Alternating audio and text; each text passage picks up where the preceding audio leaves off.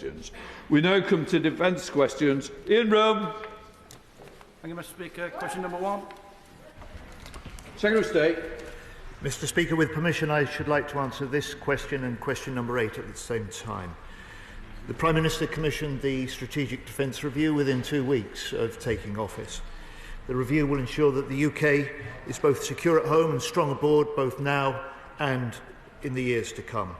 It's the first of its kind in the UK, and I'm very grateful to Lord Robertson, to General Sir Richard Barrons, and Fiona Hills, our 3 external lead reviewers. They will make their final report to the Prime Minister, the Chancellor and me in the first half of 2025. I will report the SDR to Parliament. In Roome. I thank the right honourable member for that question, for that answer. I am told that all 3 branches of the armed forces still have a long backlog of new recruits trying to get through medical assessments. What assurances can the Secretary of State give us that the Strategic Defence Review will take account for this? Mr. Speaker, I've said that this Strategic Defence Review will place people at its heart, and we will place people at the heart of our defence plans. The Honourable Gentleman is absolutely right. We follow a period of 14 years in which the previous government's own recruitment targets were set and missed in all forces every year. So we have a recruitment crisis, we have a retention crisis, and no plan for the future can deal with that without sorting out the recruitment. Francois. Thank you, sir. May I wholly concur with your tribute to the late Alex Salmond. A critical element of the Strategic Defence Review will be the defence of our overseas territories. So, given that the Foreign Secretary told the House last week that the deal with Mauritius over the Chagos Islands has been concluded, to save us waiting till next year, can the Defence Secretary tell us today how much have we offered to pay Mauritius over 99 years for the privilege of renting back a military facility that belongs to us in the first place?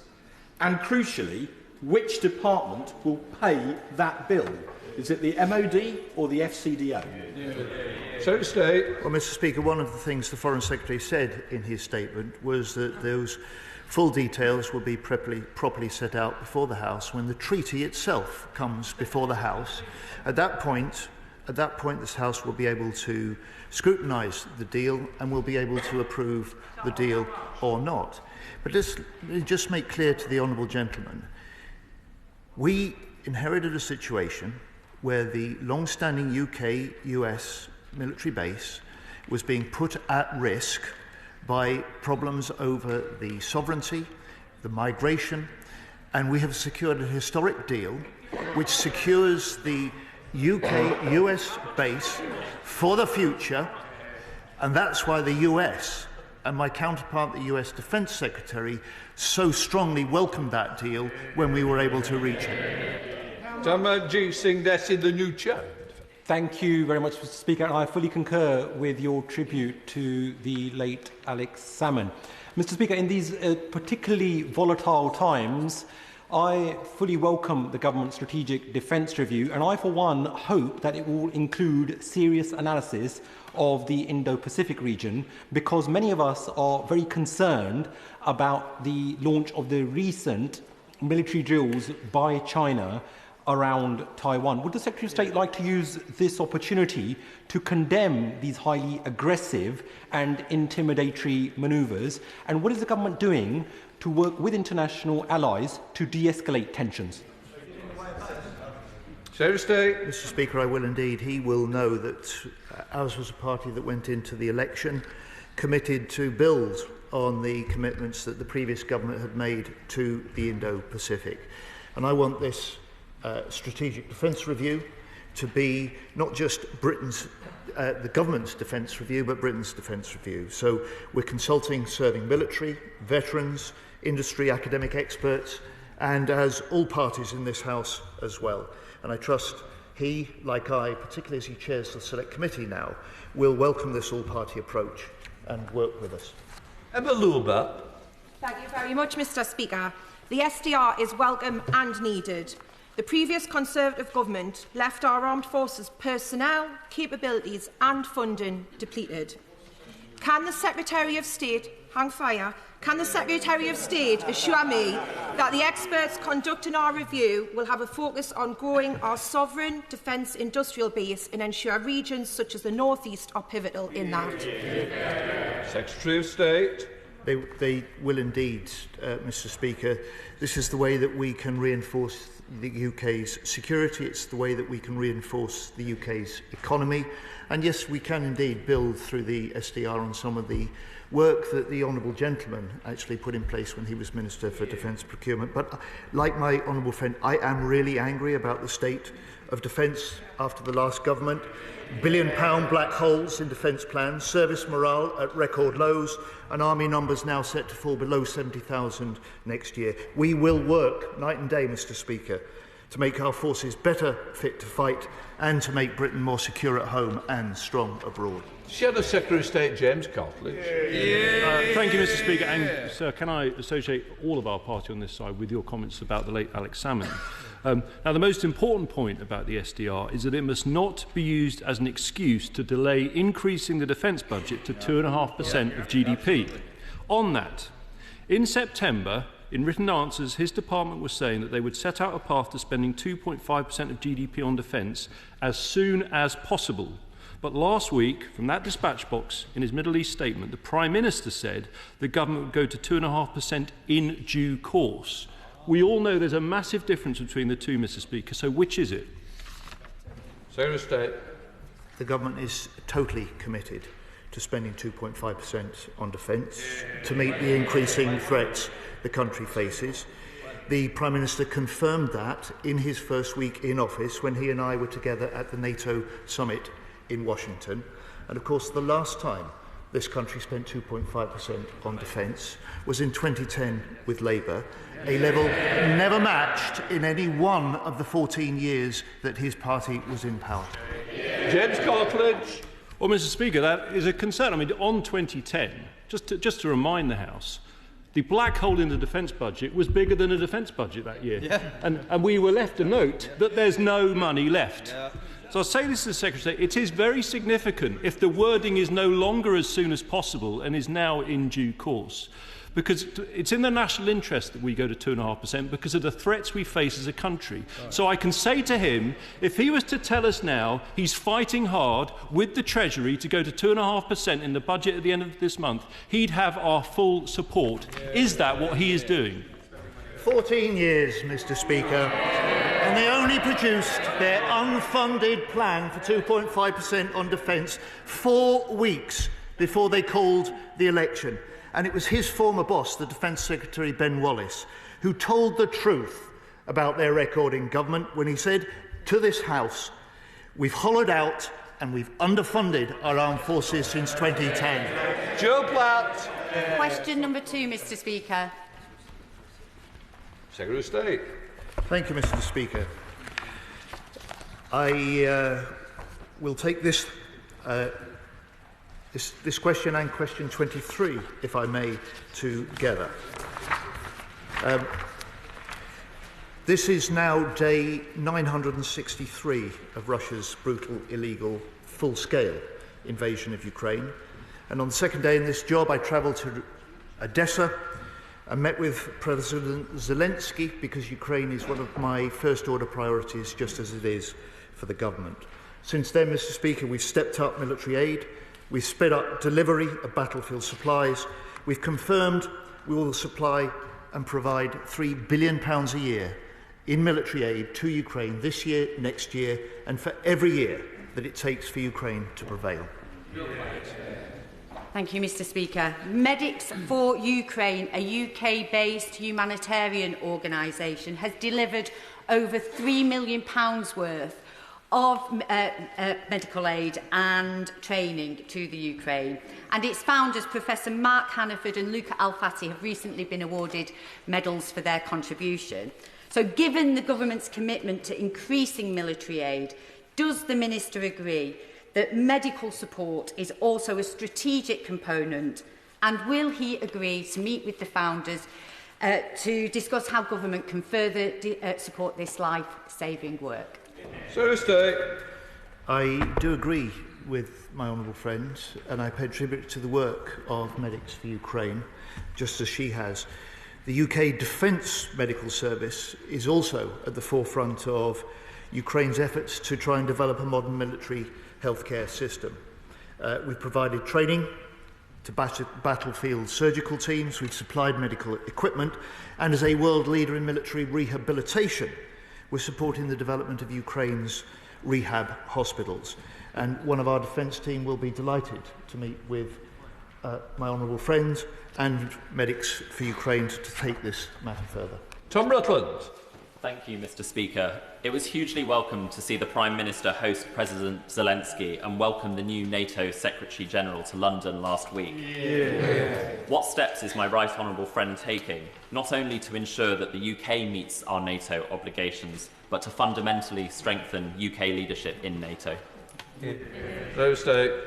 Well, my honourable friend is right. This is the first priority and will be the centrepiece of this government's defence plan. It's at the heart of the Strategic Defence Review, and when President Zelensky was in London, as he mentioned last week, he made clear that for Ukraine this is a critical period in the war.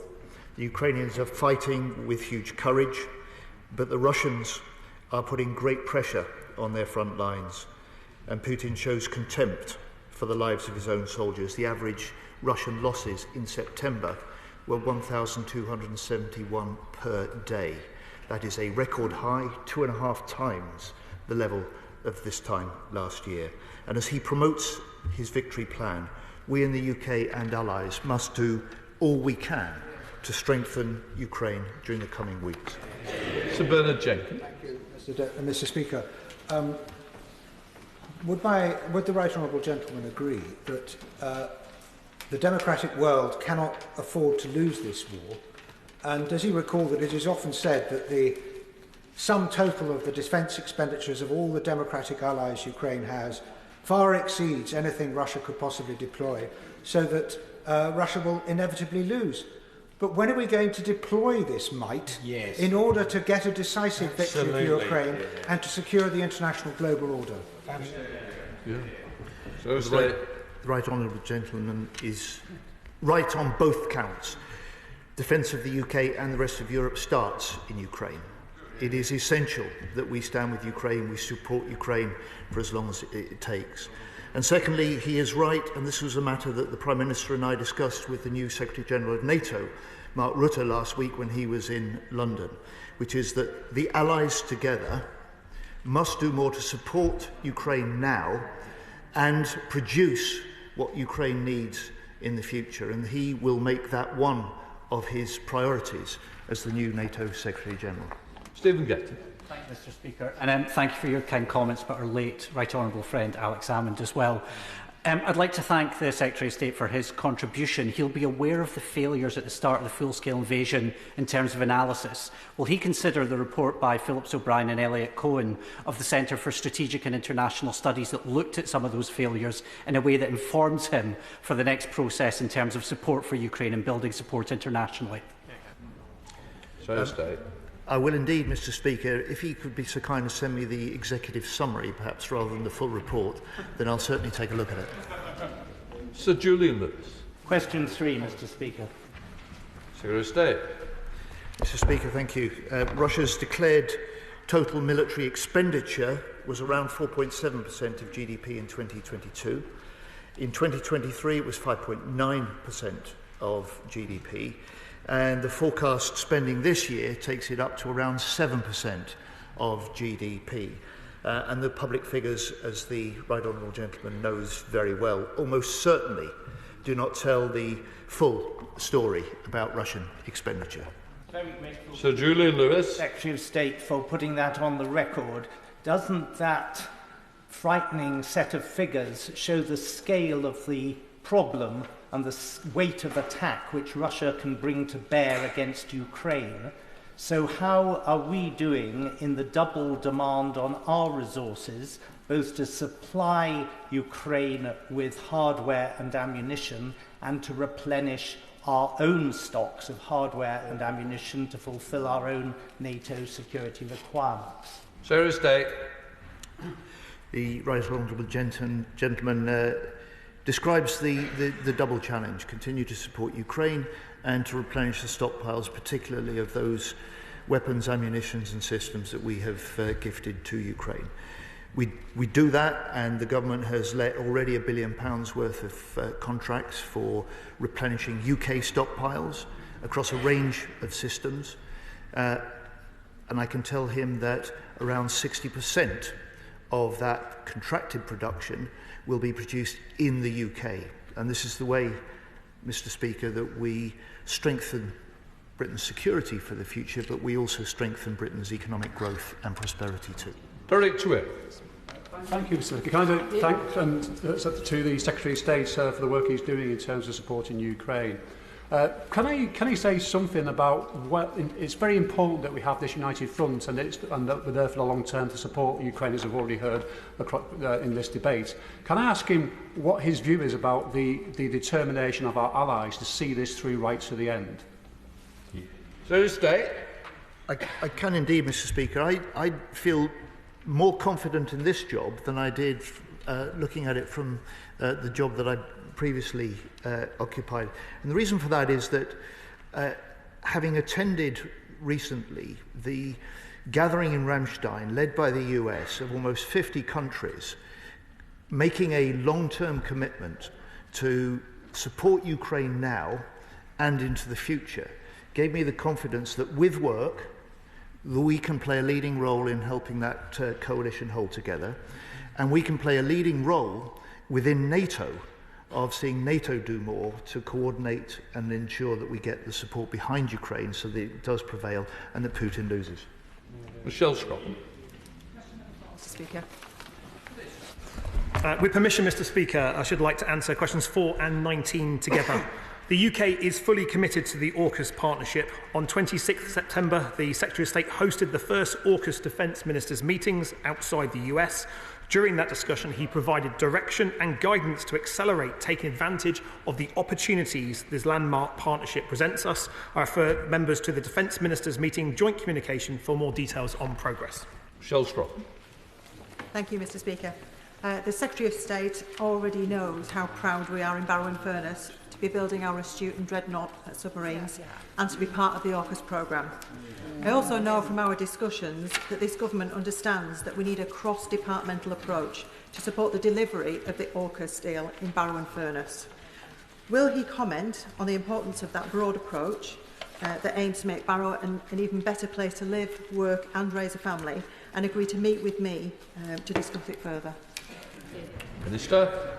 I thank the honourable member for her question, and both the Secretary of State and I have visited Barrow to see not only the incredible innovation taking place in the shipyard there, but also the amazing workforce that's putting together the nuclear submarines. As my honourable friend knows, the government is indeed working across departments with the local council and BAE Systems to invest heavily in not only the development of the shipyard and the submarine facilities, but also in the community they need, and I'll be very happy meeting her and colleagues to discuss further. Chris MacDonald. Thank you, Mr. Speaker. The most recent AUKUS Defence Ministers communique outlined an investment in industrial capacity, including £7 billion from this government, whilst the Royal United Services Institute has said that the winner in any prolonged war will be the country with the most secure industrial base. So I wonder if the Minister could expand on the answer to the member from New Forest East to describe how this investment in our defence capabilities will strengthen supply chains in places such as Billingham in my constituency. Minister.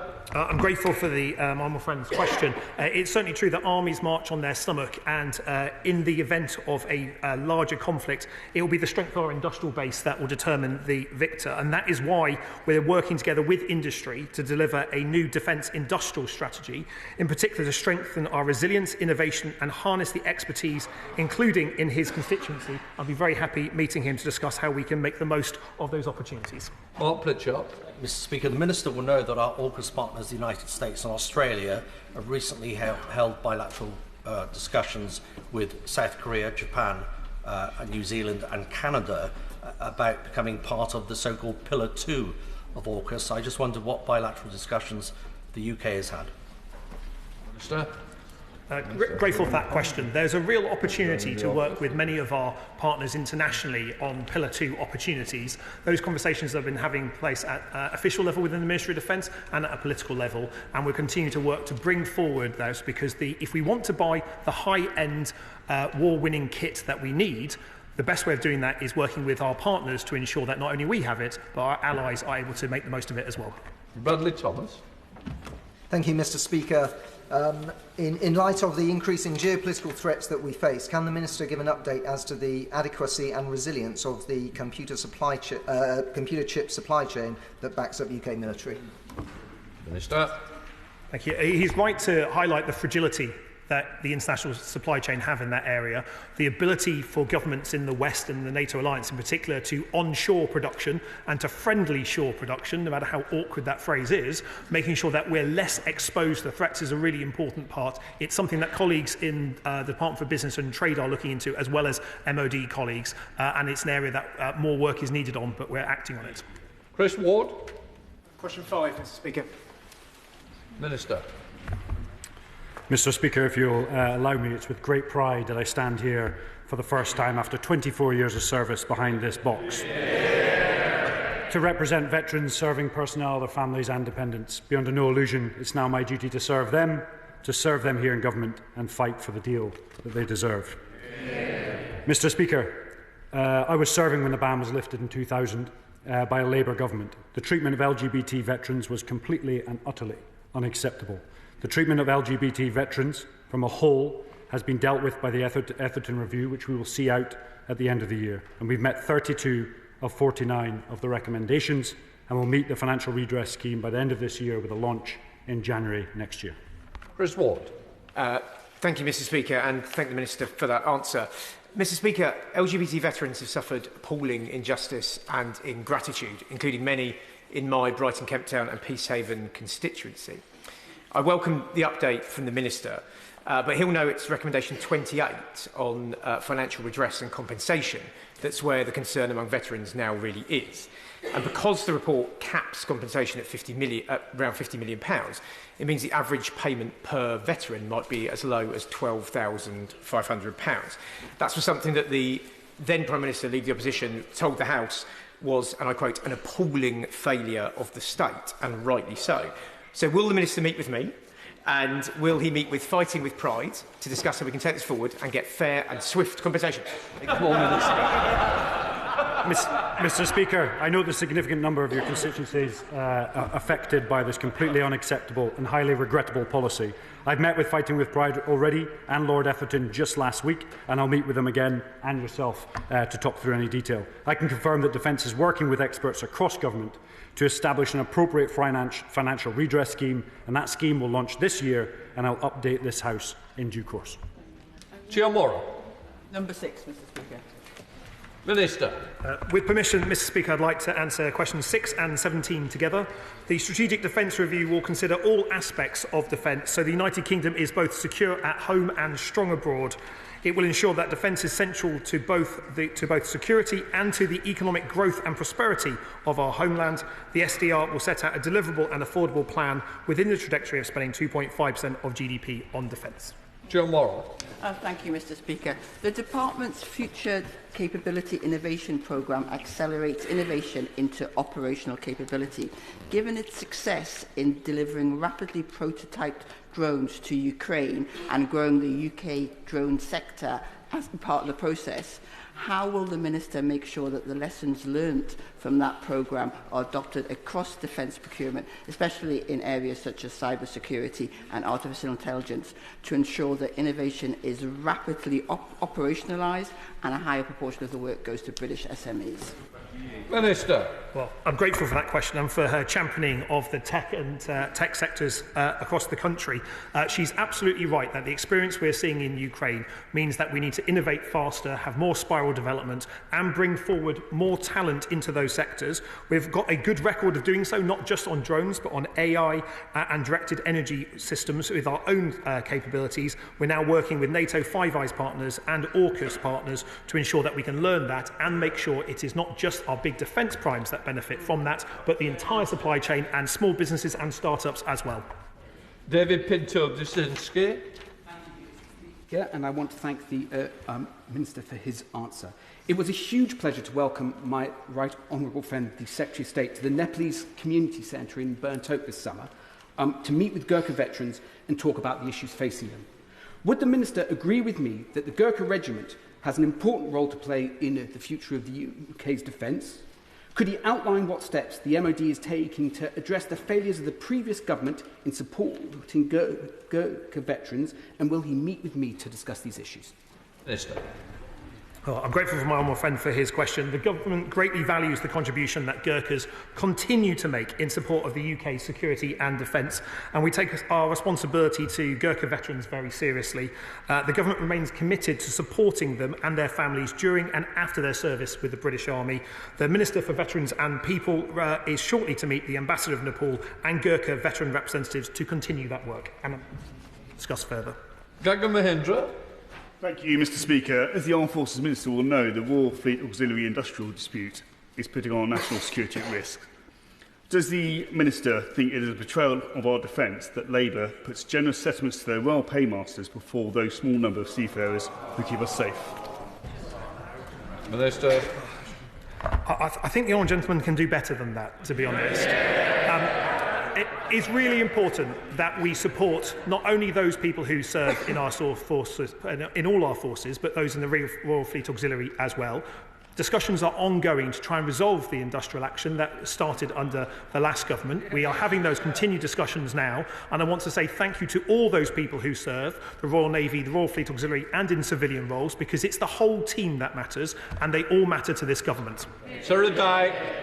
Mr. Speaker, many of my constituents work in the defence sector, with RNAS Yeovilton based in Glastonbury and Somerton, Thales operating from Tumpacombe and Leonardo nearby. However, the Delivering the Defence Workforce of the Future report revealed that 77% of key decision makers and influence in the sector believe that a shortage in STEM skills would deteriorate the UK's defence capabilities. So, what steps will the Minister be taking to address the shortage and secure the UK's defence? Minister. Well, I'm grateful for her question and for the contribution of South West defence companies to our national defence. As a South West MP, I know it's important. If we are to have sustainable defence in the future, we need not only our armed forces, but our supply chain to invest in skills on a sustainable long-term basis. Short-term contracts don't contribute to that, which is one of the reasons why, as part of our defence industrial strategy and as part of the Strategic Defence Review, we're looking longer term at how do we make sure we've got the skills we need for those who serve and those who support those who serve. There's a lot of work to do in this area. Shadow Minister Stuart Anderson. Thank you, Mr. Speaker. As a rifleman, I know the importance of training for military operations. And I can see the importance with training to ensuring readiness, lethality and survivability. In the recent announcements that there is no firm timeline of 2.5%, there has been referred that there is possible cuts to the training budget. Will the Minister confirm there are no cuts to the training budget in this financial year and the next financial year? Minister. I'd like to welcome him to his place. It's a great job being Shadow Minister for the Armed Forces, I know. Can I just say politely to him that the reason that there is a severe financial pressure on this side is because this side of the House was left with £22 billion worth of financial black hole by his own party.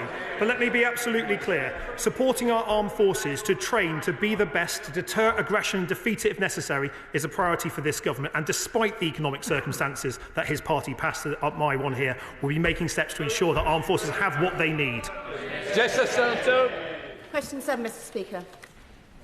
Minister. Mr. Speaker, this is a government of service that will always stand up for those that serve for the country. That's why the Prime Minister focused on the debt we owe our veterans in his first conference speech as the Prime Minister. And as a veteran myself, I stand steadfast in my commitment to deliver improved services for veterans, working closely across government and with the devolved governments also. Justice Soto. Thank you, Mr. Speaker, and to the Minister for his response. The Lord Kitchener Memorial Holiday Centre is an extraordinary charity in my constituency of Lowestoft, set up over 100 years ago after the Great War to provide convalescence for returning soldiers. Today, it provides much-needed short stays for veterans and their families across the country, as well as a drop-in and information centre for veterans locally. Sadly, its funding situation is precarious, Would the Minister agree with me that investing in our locally valued veterans' charities is essential if we are to provide the best support for our brave service personnel? Minister. I'd like to thank the honourable member for a really important statement and question. I thank the Lord Kitchener Memorial Holiday Centre in Lewis-Croft for all the work they've done supporting veterans for over a century now. It's truly applaudable. I'd be happy to visit the centre with herself to see the brilliant work they do. This government is looking the best way to deliver collaboratively across the charitable sector, which includes over 1,000 charities, to deliver the best support for veterans and indeed deliver the deal they deserve. Thank you, Mr. Speaker. During his Labour conference speech, the Prime Minister made one of his key announcements. We will repay those who served us and house all veterans in housing need. Homes will be there for heroes. Yeah. Wait for it. Last week, the government confirmed that this would actually be via exempting veterans from local connection and residency tests, rather than by making dedicated housing available. Yeah. Given this was a key conference pledge, what guarantees are the government able to offer veterans that homes really will be there for veterans? Minister. So as the honourable gentlemen know, we have Op Fortitude running. We've had over 2,000 referrals so far, 700 veterans put into housing. We're going to continue to extend that programme as we move forward and make sure every veteran has a home in due course. Senator Minister Andrew Barr.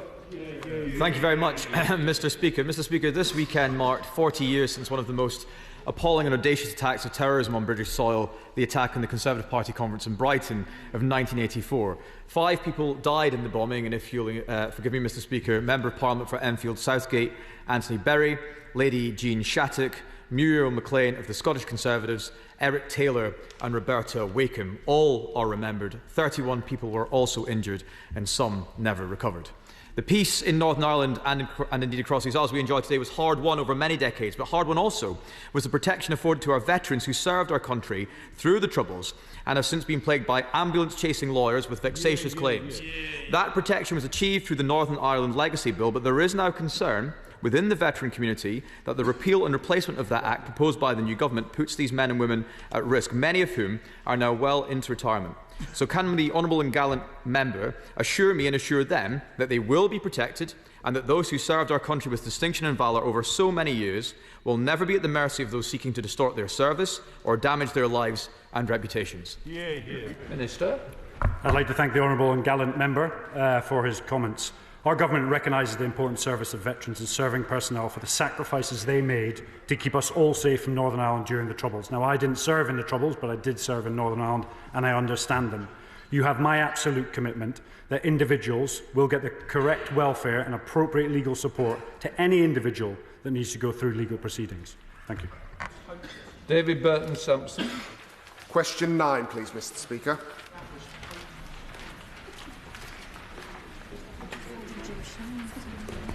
With permission, Mr. Speaker, I should like to answer questions 9, 13 and 15 together.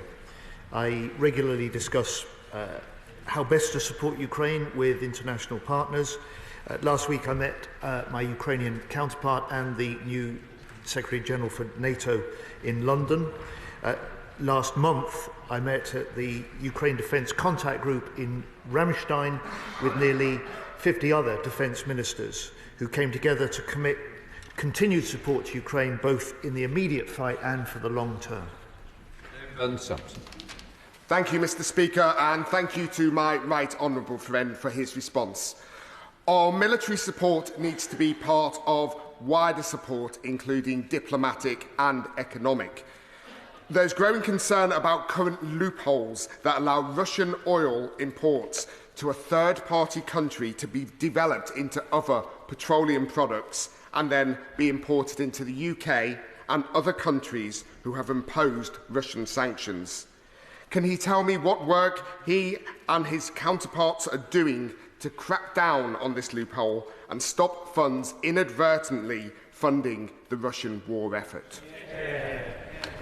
Well, my honourable friend is absolutely right. Alongside military aid, economic support and diplomatic help is also required to support Ukraine and put pressure on Russia.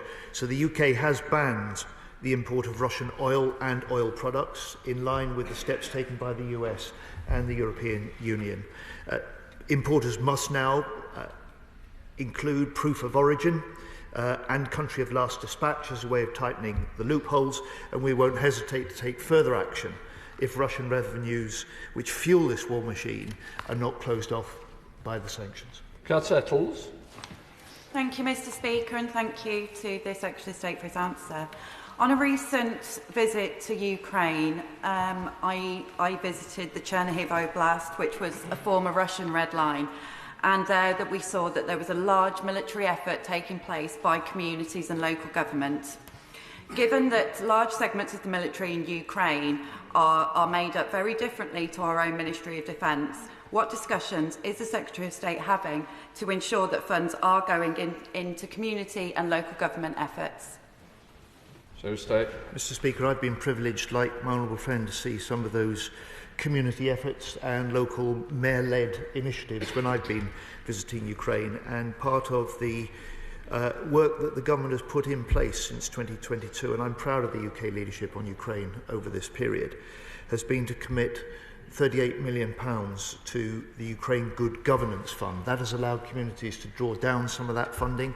It has also allowed the Ukrainian government to take steps to deal with some of the corruption that is endemic from the Soviet period, which is an extraordinary feat, given that they're fighting a war and dealing with corruption in their own system at the same time. Matt Weston.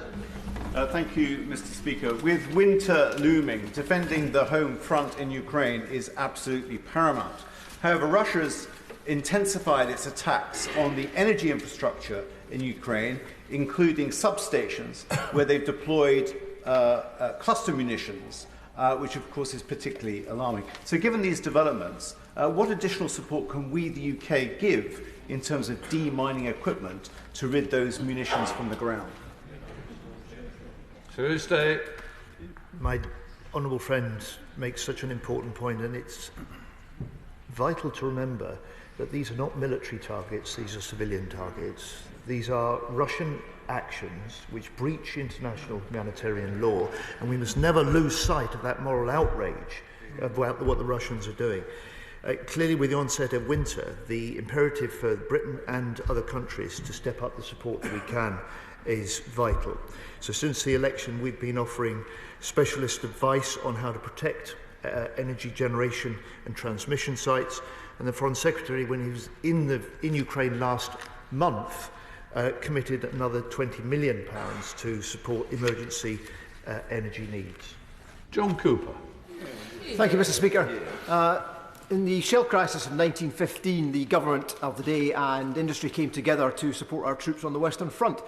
We're hearing much about new contracts being placed for things like ordnance, critical to the defence of Ukraine, and also to replenish our own stocks. Does he share my concern that in Scotland, the senior figures in the Scottish Government seem reluctant to put money into these defence companies except for civilian use? Can he explain to me how Scotland can play its full part, since we provide so much of the ordnance, everything from Storm Shadow to Type 26 destroyers are built in Scotland? Tuesday. Well, indeed, I think he and I share common cause in recognising the role that the Scottish workers and Scottish industry play in not just the security of our own United Kingdom, but also the contribution we make to supporting Ukraine in their fight as well.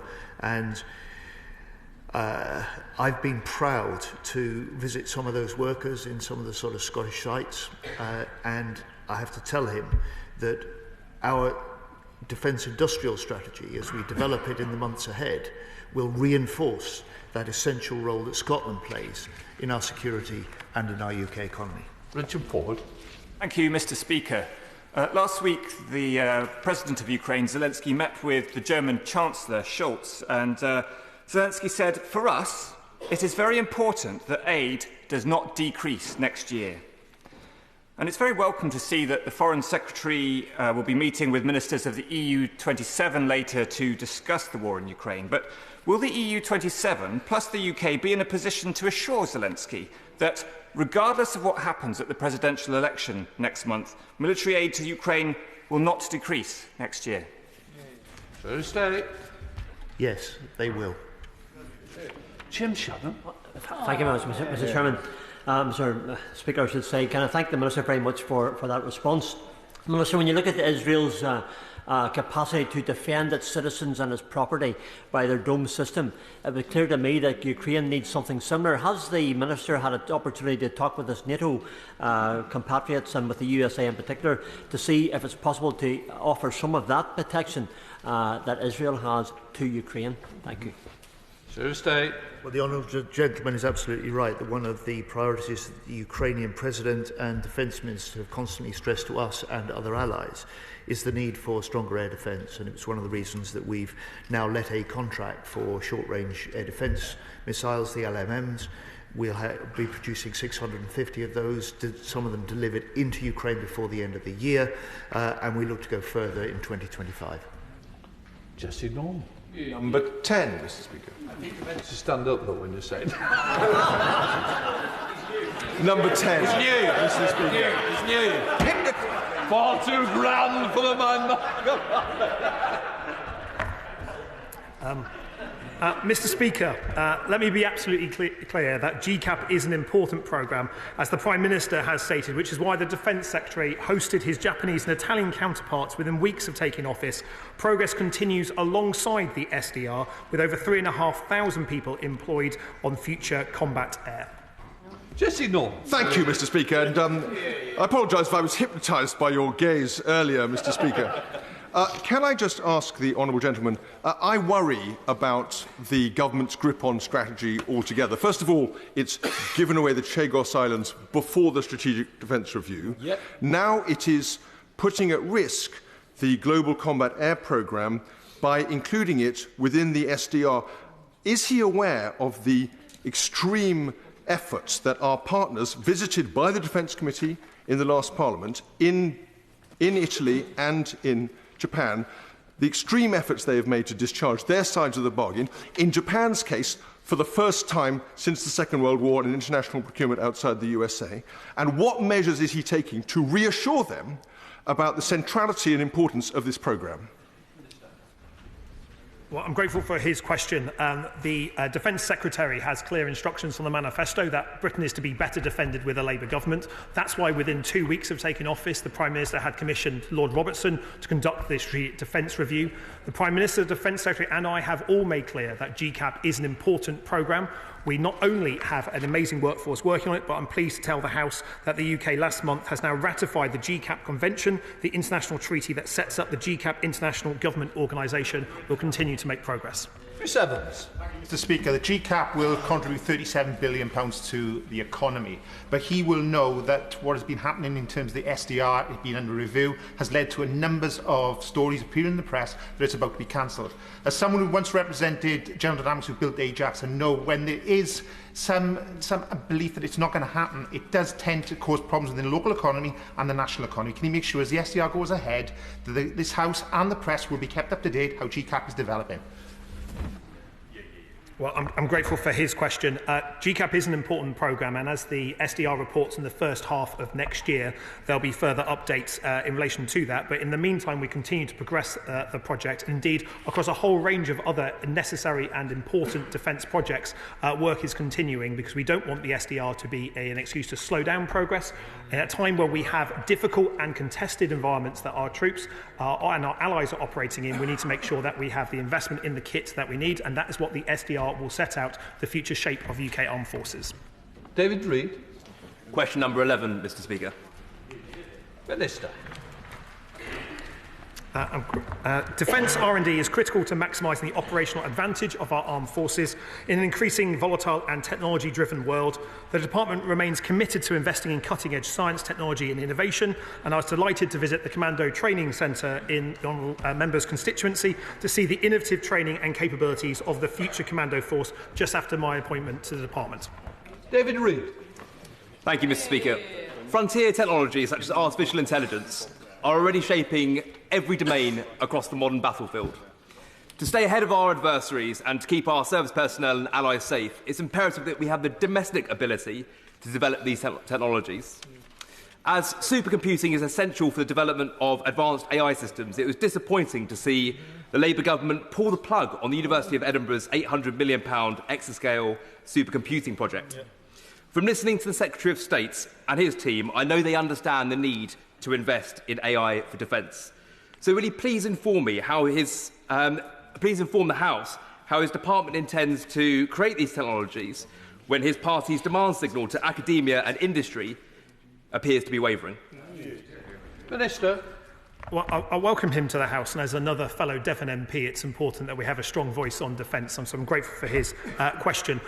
This new government has been very clear that we see AI playing a really important role, not just in defence in the future, but across a whole range of technologies. And my friend, the Secretary of State for Science and Technology, is leading on much of that work in his department. AI and related technologies are being looked at in relation to the Strategic Defence Review, where we need to not only upscale the innovative work already being done by UK technologies, but we need to provide the skills and the supply chain to make sure that we can continue to deliver, learning the lessons from what we're seeing in Ukraine in particular. Shadow Minister Danny Kruger. Thank you, Mr. Speaker. Ministers repeatedly state their commitment to reaching 2.5% of GDP on defence, but they simply won't tell the House when they'll do it. And it's no surprise, Mr. Speaker, that we're hearing reports already of potential cuts to programmes in defence R&D. So will the Minister simply do this, rule out cuts to defence R&D and science spending this financial year or the next? Minister. As a government, we are committed to spend 2.5% of GDP on defence. We've set out clearly that will be announced at a future fiscal event as part of the thing. But I must say I'm a wee bit disappointed in relation to this, because I would expect the opposition front bench to stand up and apologise for the mess that they've left in. Apologise for the mess that they have left, not just the armed forces, but also the wider economy. On this side of the House, we're committed to spend 2.5% on GDP. We're committed to investing in our armed forces, and will continue to do so. Liberal Democrat spokesperson Helen Maguire. May I first of all concur with your comments about the late Alex Salmond. Mr. Speaker, the exchange of research and development between the Ukraine and the UK is vital to improve the security of both countries. What steps is his department taking to learn from the innovative technologies from the battlefield to develop shared collaborative capabilities? Minister. Well, I'm grateful for her question. I congratulate her on her new appointment as a shadow spokesperson. I was in Ukraine a few weeks ago leading a trade delegation of British companies looking at precisely that issue, about how can we learn from the battlefield experience of Ukraine, making sure that in the new technologies they need, we can invest in supply chain not only in the UK, but also in Ukraine so they can have a more resilient supply chain. A lot of work is ongoing in this area, but we will need to do more, because if we are to defeat Putin's illegal invasion, we'll not only need to restock our own supply chains, we need to accelerate the provision of innovative tech to Ukraine, and that is what this government is committed to do. We now come to topicals. Chris MacDonald. Number one, Mr. Speaker. Secretary of State. Mr. Speaker, the Middle East continues to be a major focus for the government. Last week we passed 1 year since the horrifying Hamas terror attack on Israel. We marked the memory of those murdered, we grieved with the families of those hostages still held, and we share the agony of so many Palestinians and their civilians killed since.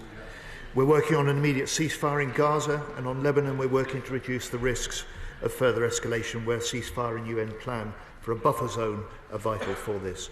As well as this, Mr. Speaker, last week I visited British troops in Cyprus, where contingency plans are in place to deal with further developments, and on behalf of the House I thank them for their professionalism and their dedication.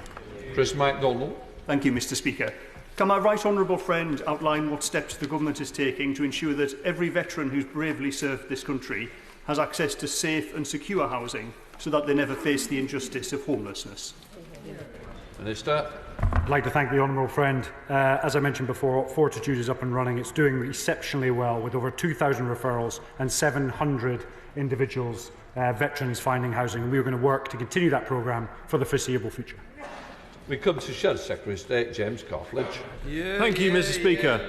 Thousands of children of armed forces personnel face unaffordable increases to their school fees because of this government's ideological decision to charge VAT on education. Now, this could have the perverse effect of forcing experienced personnel to quit the service of their country just when we should be seeking to maximise retention, Mr. Speaker. Can I therefore ask the Minister to confirm that children of armed forces families will be exempt from the new VAT rise, and furthermore that this exemption will apply from January when the new tax kicks in? Mr. Speaker, we recognise the extraordinary strain that sometimes is placed on armed forces personnel's family and their children. It's why we have the continuous education allowance in place.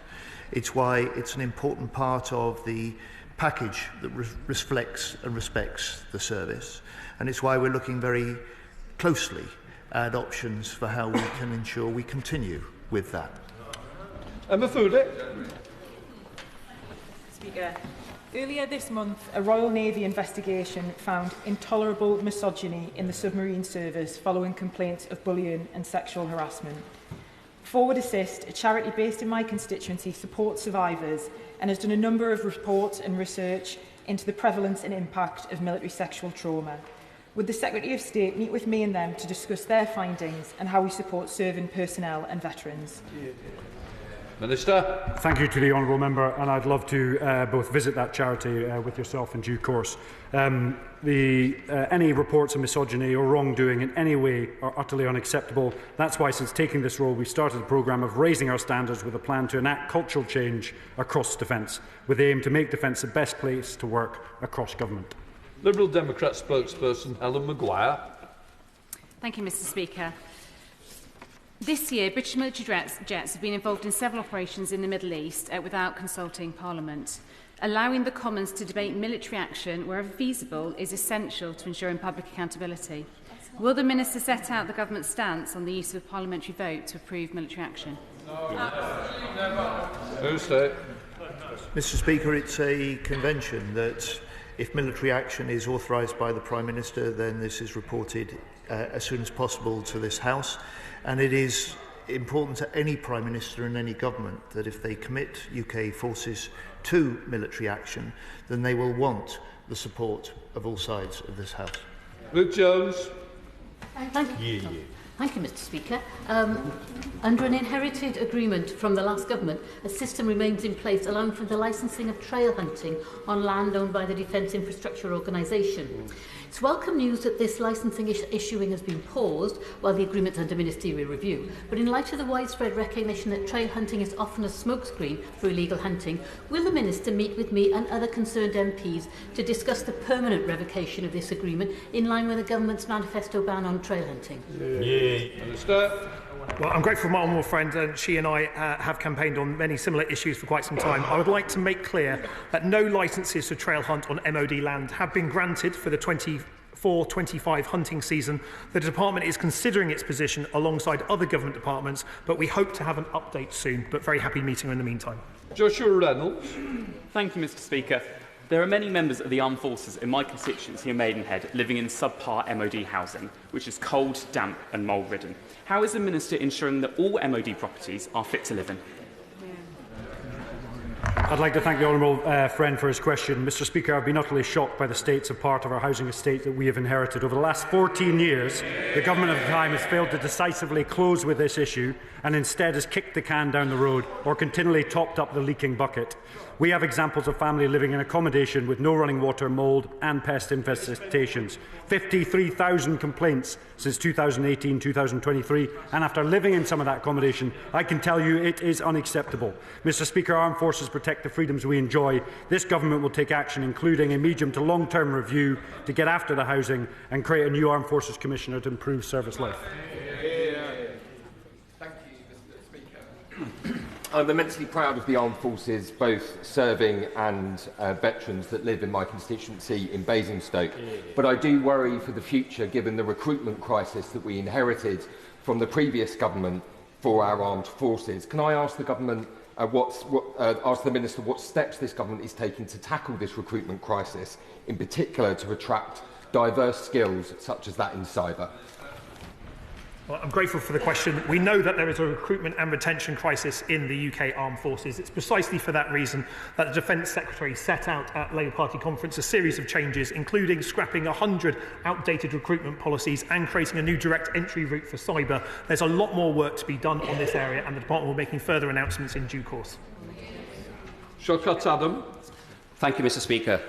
£2,000 bombs are being dropped on innocent civilians both in Gaza and in Lebanon.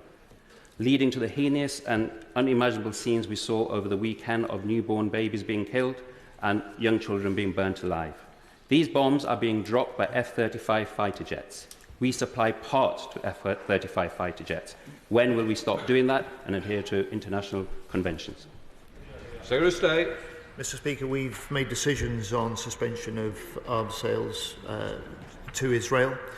We've set the details of those out to the House, and we are working, as well as calling, for an immediate ceasefire in Gaza, so that all hostages can get out, so that all aid that's needed by the Palestinians could be flooded in, and that we can take the first steps to a political solution that ultimately is the best guarantor of two states and a permanent peace in the area. Mr. Speaker, our first duty as a government is to keep the nation safe and to protect our citizens, particularly when we are going through a period of global strife and instability with war in Europe and conflict in the Middle East. Whilst I'm aware of our unshakable commitment to NATO, can my right honourable friend please reassure the House that when it comes to defence, our relationship with our European allies has not been adversely affected by Brexit? Secretary of State. Well, Mr. Speaker, it'll be the last government that has to answer for the impact of Brexit. But as a new government, we have set out to rebuild relations with key European allies, especially on defence and security. Whilst NATO remains the cornerstone of our European security, there's an important role for the European Union, and my right honourable friend, the Foreign Secretary, has started discussions with the European Union, as indeed the Prime Minister has, on how we can see a greater level of cooperation between the EU and the UK. Sir Julian Lewis. May I commend the new Veterans Minister on the contact he's already had with the chairman of the War Widows Association, who's with us today in the special gallery. And may I request a meeting with him and with her and myself to try to resolve the situation of the last 49 war widows who have so far been excluded from the payment scheme that we managed to work out for those who unfairly lost their pensions on remarriage. Minister. I would like to thank the Right Honourable Member for bringing this up. With your amount of experience, I'd love to sit down with yourself and the Chair of the War Widows Association and talk through this in more detail. David Tipp. Thank you, Mr. Speaker. In May, I was privileged to join a group called Help 99 in driving some pickup trucks and other military vehicles to Kyiv for use for Ukrainian soldiers on the front line. Would the Minister agree to meet with me to discuss how we can make it easier for such groups to deliver these vehicles that are so desperately needed? Minister. I'd like to pay tribute to him and other parliamentary colleagues on all sides of the House for the work that they are doing in their constituencies to support our friends in Ukraine. I'll be very happy meeting him to see what we can do to further support theirs, because we will continue supporting Ukraine for as long as it takes. Sir Edward Leigh. In the run-up to the Second World War, in an era of increasing international tensions, in what was called the expansion programme, the government opened up many new RAF airfields. One of those airfields was RAF Scampton. Now that we're no longer going to have illegal migrants there, this is sitting in the in-tray of the Home Office. Will the MOD work with the Home Office to ensure that we keep the runway open for future use? This is one of the best, longest runways in Europe. Who knows, RAF Scampton may not just be part of the history of the RAF, the Dam Busters and the Red Arrows, but maybe the future of the RAF and save us once again. Sir Toppity, Secretary. Mr. Speaker, we will indeed work with the Home Office on the future of RAF Scampton. Lillian Jones. I also concur with your comments regarding the late Alex Salmond. My constituent Hannah was refused entry into the RAF due to a prior anterior cruciate ligament injury, which is now fully repaired, recovered and rehabilitated. And I ask my right honourable friend, Secretary of State, if he will review his department's policy on the rehabilitation of armed forces, A, personnel, and B, applicants graded as medically unfit. Minister. I'd like to thank the honourable member for the question. In August, medical standards, including on ACL injuries, were changed at a case-by-case basis, but I'd like to discuss more in detail in person in due course. Sir Desmond Swain. Does he share my incredulity that he hasn't been told what the cost of leasing the facilities in the Chagos will be? Secretary of State. Mr. Speaker, I don't think the right honourable gentleman heard me. I said earlier, like the Foreign Secretary said the other day, that the detail of the costs and the detail of the agreement will be set out properly before this House when this House comes to consider and debate the treaty itself. Fred Thomas. Thank you, Mr. Speaker. In Plymouth, at Devonport Dockyard, this is where the UK upkeeps and repairs and maintains our submarine fleet. And in the future, there's going to be even more submarines. And we need even more infrastructure to do that. So can I ask the Secretary of State, what conversations is he having with Secretary of State for other departments, housing, transport, to deliver this infrastructure to support our increased submarine programme? Thank you. Secretary of State. Mr. Speaker, I paid tribute to the previous government when they put in place Team Barrow and the recognition that the future of the shipyard and the submarine building programme there wasn't just a matter for the Ministry of Defence. And I would say the same thing to my honourable friend for Plymouth Moorview, and I will be pleased to meet him to discuss it further. Thank you, Mr. Speaker. With the latest Hezbollah attack on Israel, could the Secretary of State assure the House that we will continue supplying defensive equipment to Israel to defend itself against these Iranian proxies?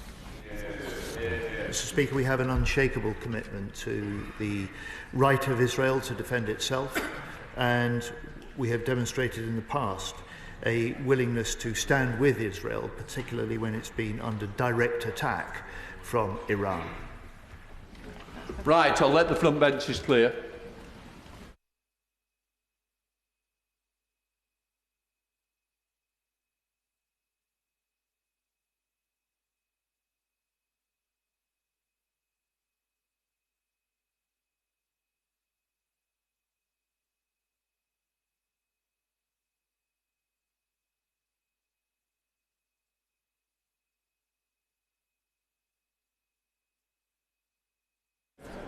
We're ready? Okay.